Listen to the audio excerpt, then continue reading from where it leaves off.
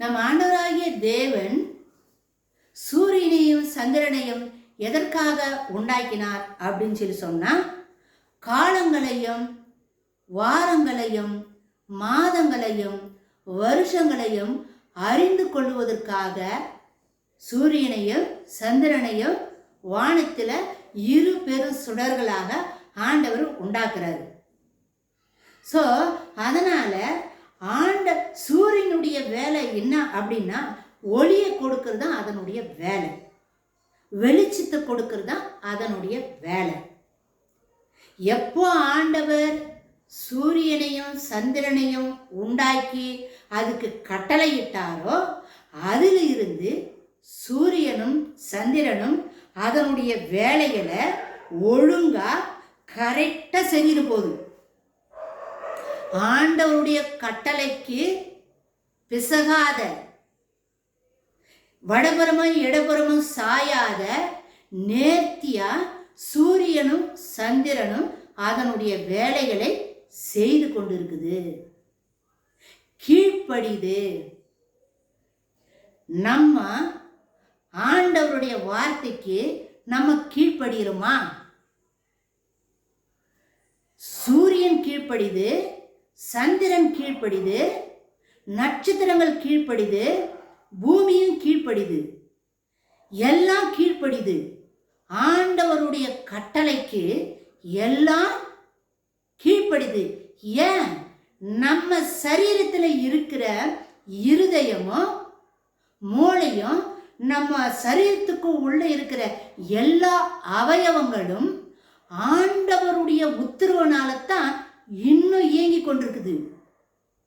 நம்மளுடைய இருதயத்தை பார்த்து, இருதயமே நீ நின்னுடே, நான் சொன்ன பிறகு நீ ஓடுன்னு அது கேட்குமா? கேட்காதுல்ல. ஏன்? ஆண்டவர் கட்டளையிட்டாரு. என்னுடைய இருதயத்துக்கு ஆண்டவர் கட்டளை போட்டாரு, அது இயங்கிட்டு இருக்குது.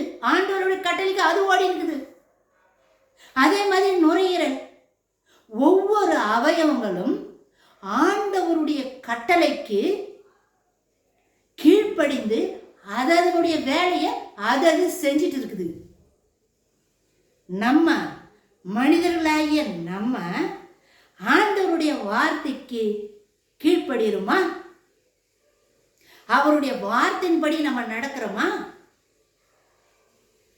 என்னை அப்பா பிதாவேன்னு கூப்பிடுறீங்களே, என்னுடைய வாக்கு தத்தத்தையெல்லாம் சொல்லி ஆசீர்வாதங்களும் பல நன்மைகளும் நீங்க பெற்றுக்கொள்றீங்க. ஏன்னா நான் சொல்லிட்டேன் வாக்கு தத்தை, அது கொடுத்துதான் ஆகணும். அந்த வாக்கு தத்தம் அது கிரியை செய்யும். என்ன அவர் சொன்னாரு, அவர் அதை செய்தாரு. ஆனா அப்பா பிதாவேன்னு கூப்பிடுறீங்களே, என்ன தகப்பன் சொல்லி கூப்பிடுறீங்களே, தகப்பனுக்குரிய கணம் எங்க? பைபிள் இருக்குதுங்க வசனம். தகப்பன் சொல்லி சொல்றிய, எனக்குரிய கணம் எங்க? ஆண்டவர் கேட்கிறாரு. கணம்னா என்ன? அவருக்கு கொடுக்கிற மரியாதை. மரியாதை எப்படி கொடுக்குது? அவருடைய வார்த்தையை கேட்டு கீழ்ப்படிந்து நடக்கிறது தான் அவருக்கு நம்ம கொடுக்கிற மரியாதை, ஆண்டவருக்கு நம்ம கொடுக்கிற கணம். சர்வ சேனையும் ஆண்டவருக்கு கீழ்ப்படிது. நம்ம சரீரத்தில் இருக்கிற உள் அவயமெல்லாம் ஆண்டவருக்கு கீழ்ப்படிது. நம்ம கீழ்ப்படுகிறோமா? ஆண்டவருடைய வார்த்தையின்படி நம்ம நடக்கிறோமா? நம்ம கொஞ்சம் யோசித்து பார்க்கணும். ஏன்னா அழிந்து போற உலகம் கொஞ்ச நேரம், கொஞ்ச காலம்தான். ஒரு மனிதனுடைய வாழ்க்கை இந்த பூமியில எவ்வளவு நாள்? 70 வருஷம், மிஞ்சி போனா 80 வருஷம் வேதம் நம்மளுக்கு சொல்லுது. அதுக்கப்புறம் அழியாத வாழ்க்கைய நம்ம இழந்துடக்கூடாது. அதுதான் நம்மளுக்கு முக்கியம். நிச்சயமாக அழியாத வாழ்க்கை தான் நம்ம மரிச்ச பிறகு நம்மளுக்கு கிடைக்கக்கூடிய வாழ்க்கை, நித்திய வாழ்க்கை. அந்த வாழ்க்கைய நம்ம இழந்துடக்கூடாதுங்க.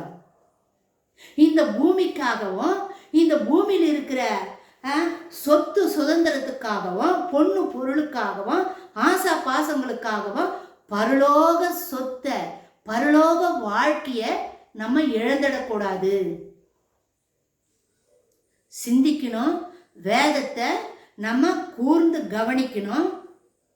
வேத வசனத்துக்கு ஆண்டவர் என்ன சொல்லி இருக்கிறாரு அந்த வசனத்துக்கு நம்ம கீழ்ப்படினோம். நம்ம கண்ணுக்கு அவர் தெரியல, ஆனா அவர் நம்ம பக்கத்துல தான் இருக்கிறாரு, நம்ம உள்ளதுல தான் இருக்கிறாரு. அதனால ஆண்டவர் வார்த்தைக்கு பயந்து கீழ்ப்படிந்து அதன்படி வாழ இந்த வருஷத்துல நம்ம முயற்சி பண்ணுவோம். மாரநாதா.